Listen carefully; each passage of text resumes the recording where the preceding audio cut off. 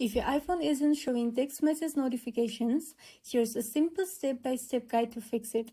First of all, open the Settings app, then scroll down and tap on Notifications.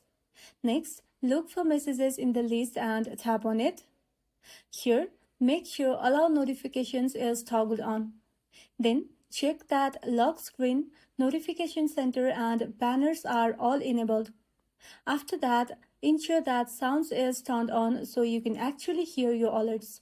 You can also customize your alert style to make it more noticeable. Now, go back to the main settings menu and tap on Focus. Here, if Do Not Disturb or any other focus mode is active, make sure Messages is allowed to send notifications during these modes. Next, go back to the main settings menu and tap on Sounds and Haptics. Here, make sure the text tone is not set to none. Choose a sound you like so you can hear incoming messages. After that, restart your iPhone. Sometimes a simple restart can fix lingering notification issues. Finally, if the problem still persists, make sure your iOS is up to date. Go back to the main settings menu and tap on General followed by Software Update.